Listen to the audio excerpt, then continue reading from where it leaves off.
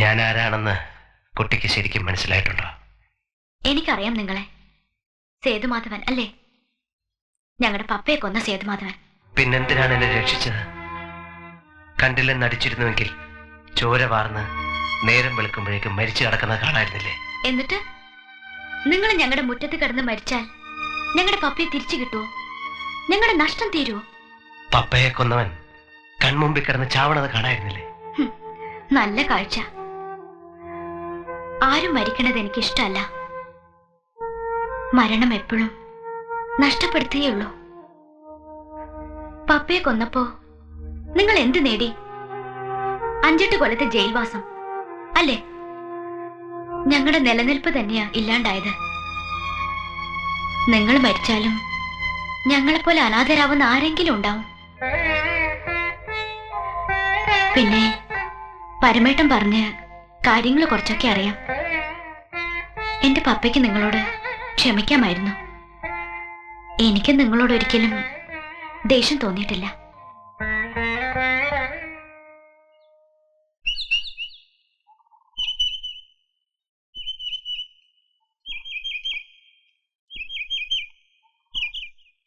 ഇനി നിങ്ങൾക്കൊക്കെ കുറച്ച് കാരുണ്യം എന്നോട് കാട്ടാമോ? എന്താ ചേച്ചി? ഇനിയെങ്കിലും അയാൾ ഇവിടെ നിന്ന് പറഞ്ഞയക്കാമോ? എന്റെ ജോസേട്ടനെ കൊന്നവൻ ഈ വീട്ടിൽ കഴിയ. എനിക്കത് സഹിക്കാൻ പറ്റണില്ല. ചേച്ചി വെറുതെ ഓരോന്ന് ആലോചിച്ചുണ്ടാക്കുക. ഇവൾക്ക് അങ്ങനെ കഴിയണമെന്ന് എനിക്ക് മനസ്സിലാവണില്ല. വിനുവിനേക്കാൾ ഇഷ്ടായിരുന്നു പപ്പയ്ക്കുള്ള മോളെ നല്ലാതെ വിളിച്ചിട്ടില്ല. ആ മോളിപ്പോ ഞാൻ ചെയ്യണത് തെറ്റാണെന്ന് എനിക്ക് തോന്നിയിട്ടില്ലമ്മേ. അയാൾ ആരും ആയിക്കോട്ടെ, ഒരു മനുഷ്യനല്ലേ. പപ്പയുടെ ആത്മാവ് എന്നോട് പൊറുക്കും. മരിക്കാൻ പോകുന്ന ഒരാളോട് എന്ത് ശത്രുതയാണ് ചേച്ചി? ഇപ്പൊ അയാൾ രക്ഷപ്പെട്ടില്ലേ? ഇനി അയാൾ ഇവിടെ തങ്ങണത് എനിക്കിഷ്ടല്ല. ശരി, ഞാനൊന്ന് കാണട്ടവനെ.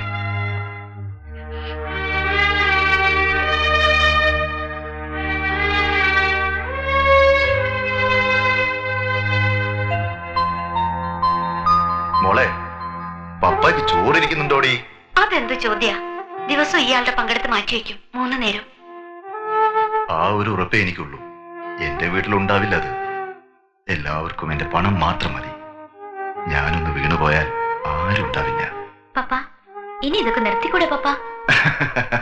അങ്ങനെ അങ്ങ് നിർത്താൻ പറ്റുമോ?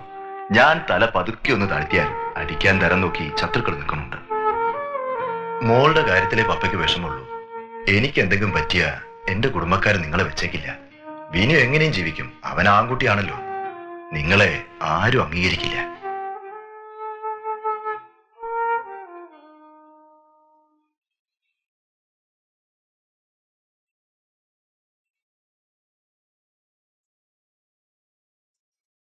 കൊണ്ടുപോകണ പരമേട്ട? അതെ, അതാ നല്ലത്. അമ്മയോട് നമ്മൾ പറഞ്ഞാൽ മനസ്സിലാവും. 2 ദിവസമെങ്കിലും ബെഡ് റെസ്റ്റ് വേണമെന്നാ ഡോക്ടർ പറഞ്ഞത്. അത് ഞാൻ നോക്കിക്കൊള്ളാം. അമ്മ പറഞ്ഞത് ചെറിയ കാര്യമില്ല. നമ്മളത് മനസ്സിലാക്കണ്ടേ? പോകാം. ഒരു വണ്ടി വിളിച്ചിട്ട്. അത് സാരമില്ല. റോഡിലോട്ട് ഇറങ്ങിയാൽ ഏതെങ്കിലും ഓട്ടോറിക്ഷ കിട്ടും.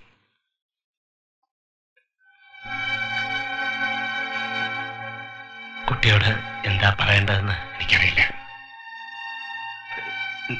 നിങ്ങളുടെയൊക്കെ ജീവിതം ഞാൻ മൂലം തകരുകയാണ് ചെയ്തത്. പക്ഷേ ഇപ്പൊ എന്റെ ജീവൻ നിങ്ങളൊക്കെ കൂടെ തിരിച്ചു തന്നു. പറഞ്ഞു തീർക്കാനുള്ളതല്ല അതൊന്നും. മറക്കില്ല.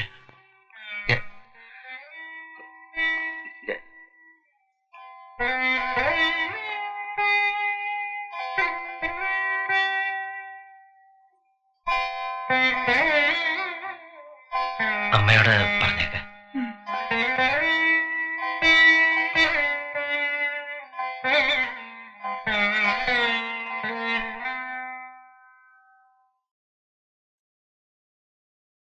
എന്തിനാണ് അവിടെ ഒന്ന് എത്തി നോക്കുന്നത്? പോയി നടന്നു.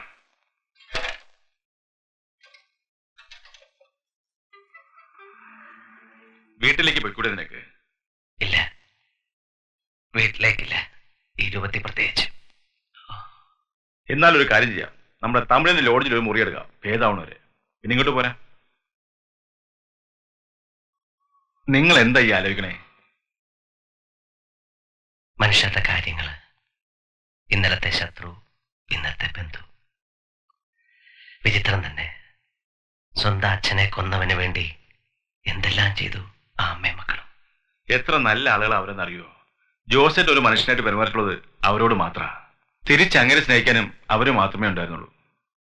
ജോസിന് വേറെ ഭാര്യയും മക്കളും ഒന്നുമില്ലേ? അതുണ്ട്, കുടുംബത്തിലെ. അതിന് എൻ്റെ പെൺകുട്ടികളുണ്ട്. മാധവി ചേച്ചിയുടെ കഥ ഒരു കഥയാ. ഏതോ നല്ല കുടുംബത്തെയായിരുന്നു, തമ്പുരാട്ടിയാണെന്നാ തോന്നുന്നത്. പഠിക്കാൻ പോയ കാലത്ത് ഒരു നേവിക്കനെ സ്നേഹിച്ച് കല്യാണം കഴിച്ചു.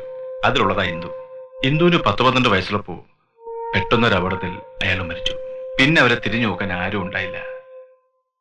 ജീവിക്കാൻ വഴിയില്ലാണ്ടായപ്പോ ചില വലിയ വലിയ ആൾക്കാരോട് അവർ പോയി തുടങ്ങി. കൊച്ചിയിൽ ഒരു സേട്ട ഒരിക്കൽ ജോസേട്ടൻ ഉണർന്നു കൊടുത്ത്.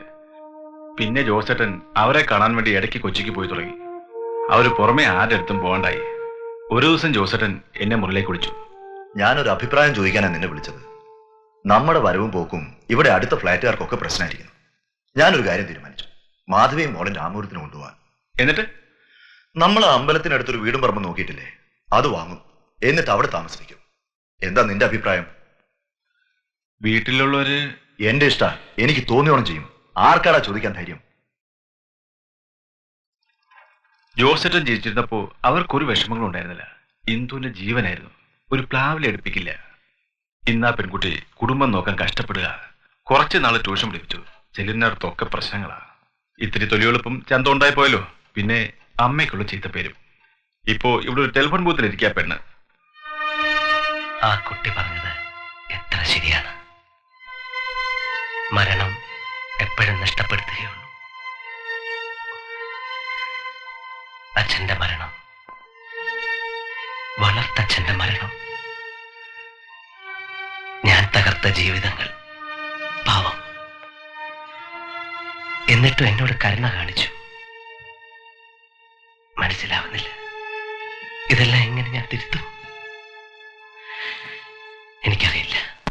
നീ ചെയ്തത് തെറ്റാണെന്നല്ല അമ്മ പറയണത്. ആ മനുഷ്യനൊരു പാവമായിരിക്കാം. എന്നാലും നമ്മുടെ പപ്പയെ കൊന്നവനാ. ആളുകൾ കേട്ടാൽ തന്നെ എന്ത് പറയും? മാത്രമല്ല, കീരിക്കാടന്മാരാണ് അത് ചെയ്തതെന്ന് പരമേശ്വരൻ പറഞ്ഞപ്പോ അമ്മയ്ക്ക് പേടിയായി. ഒരു കാരണം കിട്ടാൻ കാത്തിരിക്കുക അവര്. അയാൾ എന്തിനാമേ നമ്മുടെ പപ്പയെ കൊന്നത്? നിനക്ക് പഠിക്കാനൊന്നുമില്ലേ?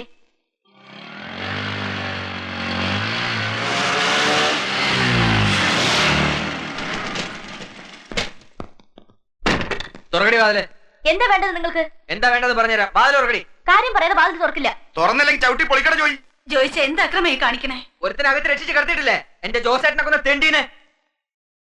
ഇല്ല, ഇപ്പൊ ഇവിടെ ആരുമില്ല. നുണ പറയണ്ട. എല്ലാം അറിഞ്ഞിട്ടായും വരണേ. അയാൾ ഇവിടെ ഉണ്ടായിരുന്നു. രാത്രി എന്തോ ഒച്ച കേട്ട് ഞങ്ങൾ എണീറ്റ് നോക്കിയപ്പോ ഒരാള് ചോരയെ കുളിച്ച് കിടക്ക. ആരാണെന്ന് ആദ്യം മനസ്സിലായില്ല. ഇന്ദു ഓടിപ്പോയി തൊട്ടപ്പുറത്ത് താമസിക്കുന്ന ഡോക്ടർ അലക്സിനെ വിളിച്ചോണ്ട് വന്നു. അകത്ത് എടുത്ത് ചോര തുടച്ച് കളഞ്ഞപ്പോൾ ആളെ മനസ്സിലായത്. മുറിവൊക്കെ കുത്തിക്കെട്ടി 2 ദിവസം ഇവിടെ ഉണ്ടായിരുന്നു. ഇന്ന് വൈകിട്ട് പോവുകയും ചെയ്തു. ഇപ്പൊ ഞങ്ങൾ അമ്മയും മക്കളും മാത്രമേ ഉള്ളൂ ഇവിടെ. അവൻ എങ്ങടാ പോയത്? ഞങ്ങൾക്ക് അറിയില്ല. ഞങ്ങളോട്ട് ചോദിച്ചില്ല, പറഞ്ഞില്ല. ജോസേട്ടനെ കൊന്നവൻ ഇവിടെ വന്ന് പെട്ടെന്നുള്ള കാര്യം എന്തുകൊണ്ട് ഞങ്ങൾ അറിയിച്ചില്ല? അറിയിച്ചോളന്ന് നിയമമൊന്നുമില്ലല്ലോ. നിയമം ഉണ്ടടി. നീ അറിയിക്കണ്ട. നിന്റെ തന്ത വേറെയാ. പക്ഷെ എന്റെ തള്ള അറിയിക്കണം. ആ നിൽക്കുന്നവന്റെ തന്ത എന്റെ ജോസേട്ടനാണെങ്കിൽ. വാടാ പോവാ.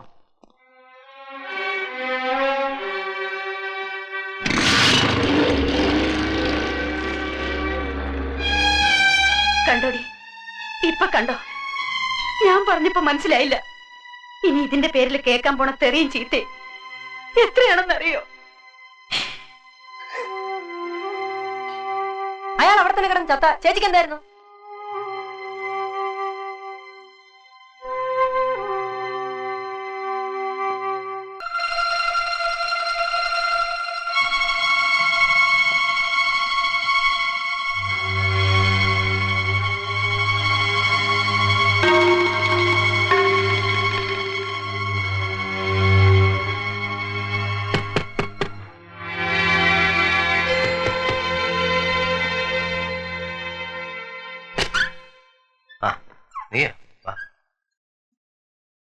എന്താണ് ഞാൻ കാണുന്നത്? വെട്ടിയതാ. കയ്യിലും നെഞ്ചിലും ഒക്കെ ഉണ്ട്. ആയുസ് ഇനിയും ബാക്കിയുണ്ട്. ഞാൻ വീട്ടിൽ പോയിരുന്നു. അച്ഛൻ പറഞ്ഞു നീ ഏതോ സൈക്കിൾ കടയിലാണ് താമസം. അവിടെ ചോദിച്ചപ്പോഴാ ഈ ലോഡ്ജിലാണെന്ന് അറിഞ്ഞത്. അയാൾ പറഞ്ഞു കാര്യങ്ങളൊക്കെ. നിനക്ക് വീട്ടിൽ പോയി താമസിച്ചൂടെ?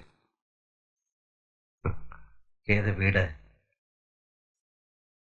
കയറി കിടക്കാൻ ഒരിടം പോലും ഇല്ലാത്തവനാണ് ഞാൻ.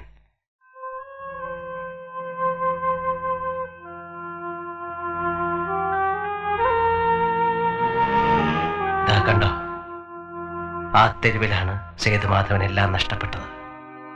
സ്വപ്നങ്ങളും ജീവിതവും എല്ലാം. എന്നിട്ടൊരു കിരീടം വെച്ചു തന്നു. ഇപ്പൊ ദാ മുഖത്ത് കണ്ടില്ലേ? ആരെയും പറഞ്ഞ് മനസ്സിലാക്കണ്ട.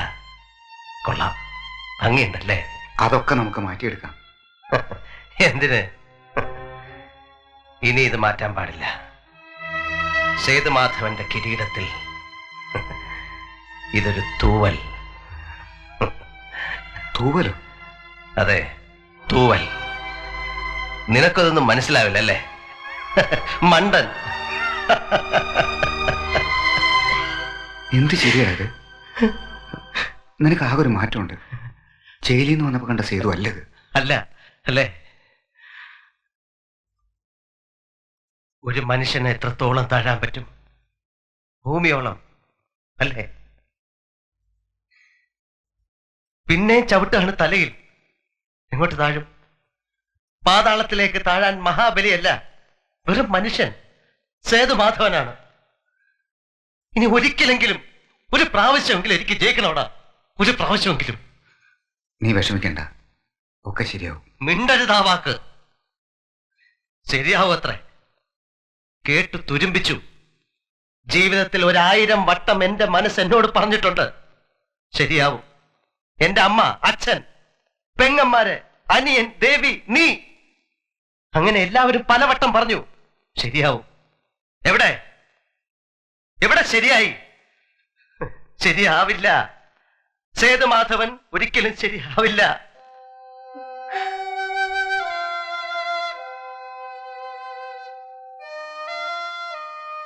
സേതു, നമുക്ക് നാട്ടിലേക്ക് പോവാം. അവിടെ എൻ്റെ കമ്പനിയിൽ ഒരു ജോലി ശരിയാക്കി വെച്ചിട്ടുണ്ട്. നമുക്ക് മുതലാളി ഒന്ന് കാണാം. എനിക്ക് വേണ്ട, ഞാൻ വരില്ല. പിന്നെ എന്താ ചെയ്യാൻ പോണേ നീ?